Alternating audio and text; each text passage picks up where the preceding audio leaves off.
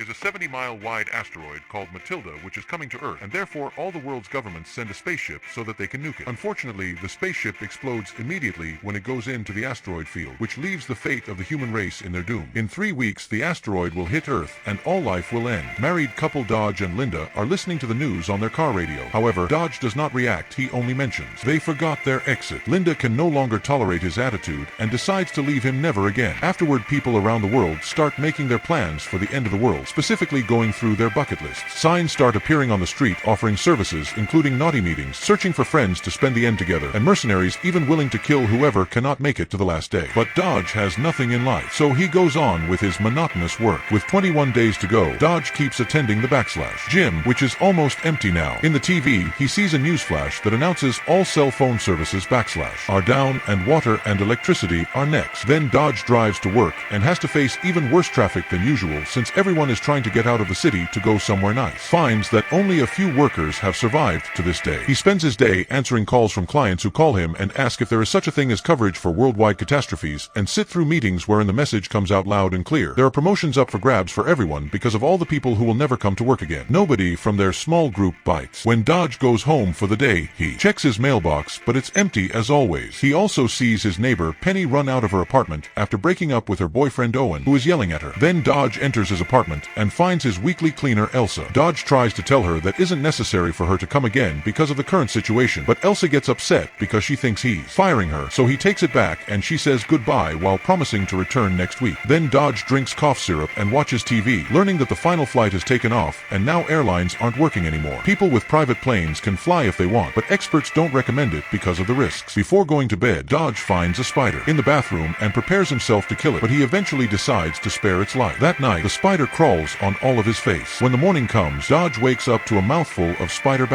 bites on his face. He goes to the office the next day and a body of a colleague who just self-deleted on his car, leaving him shaken. A week passes, and with only 14 days left, Dodge goes to an end-of-the-world party thrown by his friend Diane. She has a teenage boy who insults his parents before leaving, and they just insult him back, not caring anymore. Her husband is finally taking out his very exclusive cigarettes and promises to share one with Dodge, while Diane comments that isn't surprised that Linda left him because she was never happy with him. This leaves Dodge in shock because he honestly never noticed. Diane insists on setting Dodge up with someone because he shouldn't die alone, and when Dodge refuses, her husband points out he won't die alone because the whole world is dying together. When the party begins, Diane still introduces Dodge to Karen, who has dressed up all the fancy things she doesn't even get to wear often. She tries to keep conversation with him, but it's incredibly awkward and Dodge seems lost for words. Over dinner, people share their plans for their last days, like visiting their families or doing things from their bucket lists. Karen says she wants to spend them with someone special while making flirty faces at Dodge. After dinner is over, the party really starts and things get really out of hand that some are even allowing their children to drink. Karen dances while still flirting with Dodge, who tries his best not to listen to her. A friend tells Dodge that because of the incoming end, women have no standards and everyone has a chance no matter how ugly they are. He reveals he was intimate with tons of women last week and asks Dodge to join him in sandwiching Karen, but Dodge declines. Before long, the fireworks and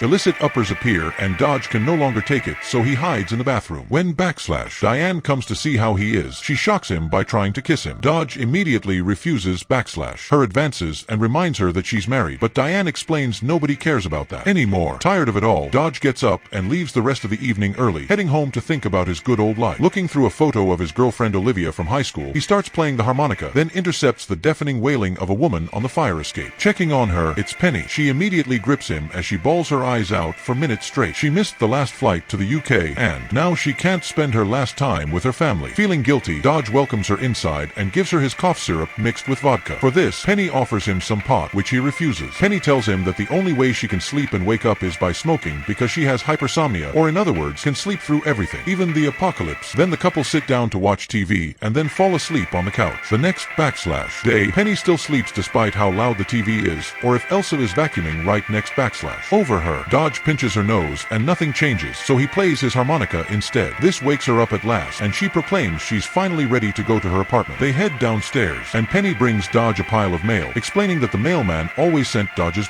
things to her mailbox by mistake. This has been happening for years, and she's been saving it but she never saw him around to give it to him. The only person she knew is Linda, who Penny thinks was Dodge's roommate because she always saw her very happy with a boyfriend. He is appalled that Linda had been cheating him, so he runs back to his apartment apartment and rampages there, destroying all of Linda's belongings, thinking like a total idiot. He then proceeds to buy a bottle of blue liquid and goes to the park, where he sees a couple of teenagers kissing and yells to scare them off and drinks himself unconscious. His plan for self-erasure does not go through, and he wakes up the next morning perfectly healthy, only to find that some dog has been tied onto him with a note that says, "Sorry." With only 12 days left, Dodge takes the dog and starts making his way to his home. On his way through the city, he notices that people have finally gotten violent, meaning fights, fires, and even looting crop up everywhere. Later at his apartment, Dodge feeds the dog and watches. A news report learns riots break out in much of the city. At the same time, he starts to sift through his old mail, where he is shocked to receive a letter from Olivia that had arrived months earlier. She writes how she never stopped thinking of him and wanted to check on him, but she also lets him know not to look for her because "I am in a place where no one will ever think to look for you. It's here that it's too late for them." Her last line says, "He was the love of her life." Suddenly, a brick breaks through his window and the alarms in the building go off as the riots come closer. There already are violent people in the hallway, so Dodge takes the dog, the harmonica, and the letter before going out the window, out the fire escape. He walks to Penny's apartment and finds Owen, who apparently believes that Penny has been sleeping with him, and punches the wall, fracturing his hand. Dodge ignores him and goes to try and wake up Penny, but Owen launches into a heated argument. When, after some minutes of this, Dodge gets a chance to bring up the riots, Penny interrupts him to grab as many records from her collection as she can. Then the out of the building runs trio, and Penny volunteers to drive, but realized at that moment she has forgotten where she parked her car. Meanwhile, some people are shooting, so Owen uses Penny as a shield to protect himself. When they finally find her car, Penny has trouble driving away because she isn't very good at parallel parking. Owen leaves the car to guide her, however he keeps insulting her, makes it clear why she broke up with him. Tired of dealing with the couple's arguments, Dodge tells Penny he knows someone with a plane, and he'll introduce that person to Penny if she takes him out of there. Motivated, Penny finally takes the car out and drives away, leaving Owen behind. Unfortunately, the next day, they already run out of gas because Penny didn't fill up the tank.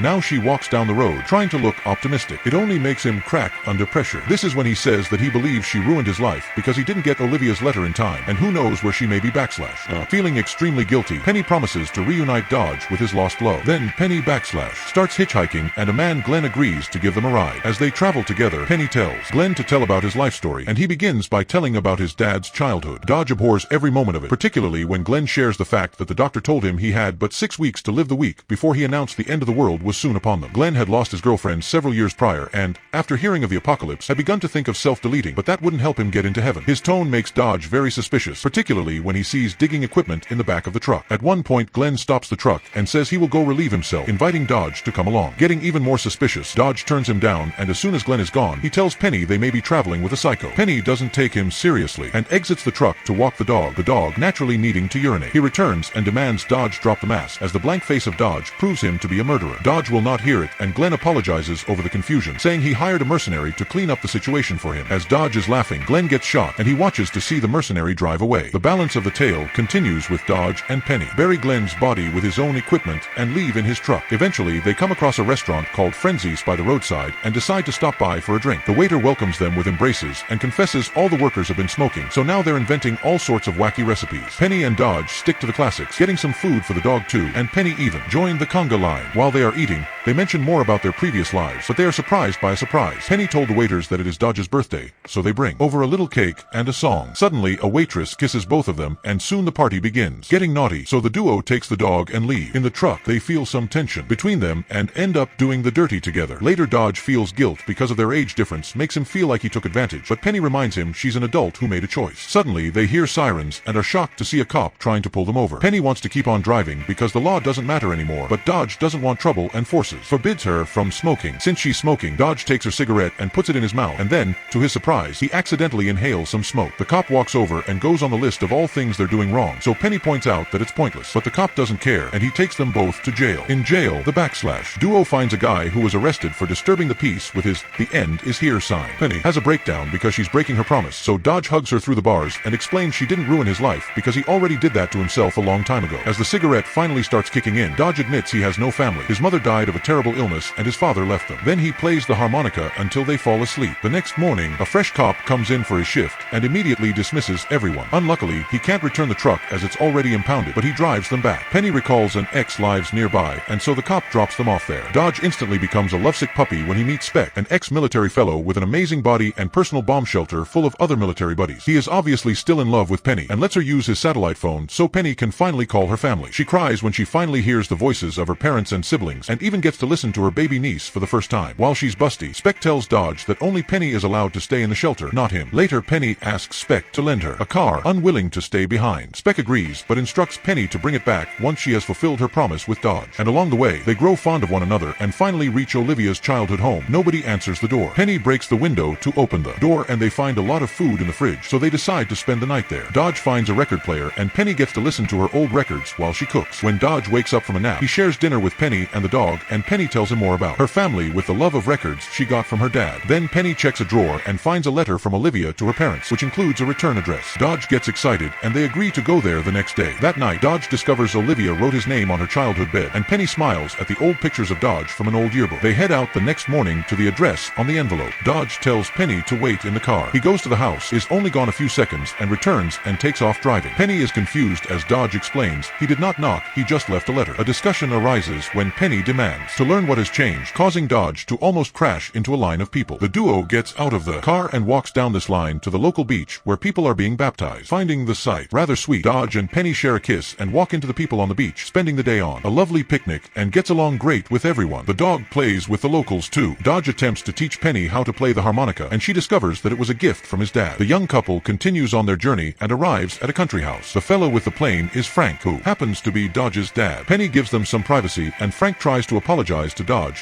who explains it doesn't matter anymore since the end is coming. However, Frank still tries to be nice, and the three of them spend a lovely dinner together to the point where father and son play the harmonica together. Once Penny falls asleep, Dodge carries her to the plane and tells her she's now love of his life that waits for Frank before he leaves for UK. After that, Dodge is home with the dog. He finds a note from Karen and Elsa cleaning his apartment, so he finally snaps and tells her to spend the last days with her family. Elsa is hurt because she thinks Dodge is a friend to hang out with, so Dodge regrets it and tells her to come back next week as usual, although there won't be a next week at all. Sometime later, Dodge watches the final TV broadcast, during which the anchorman announces the calculations were wrong and the asteroid will arrive in 16 hours. The anchorman also offers a very heartful goodbye speech, and the signal is finally cut. Feeling low, Dodge walks up to Penny's apartment and starts playing her records. Remembering all that she taught him about them, he lies on the floor and waits for the end, listening to music till the lights cut off. Suddenly, the dog starts barking and Dodge is shocked at how Penny returned. She acknowledged that in the mid-flight, she woke up and told Frank to. As they hug, they find themselves eventually lying on the bed, confessing their love for one another. To keep Penny awake and distracted from the bombs blasting nearby, Dodge talks away to her and asks her different things about her old life. The couple gazes deep into the eyes of each other as asteroid hits Earth with a bang, ending all.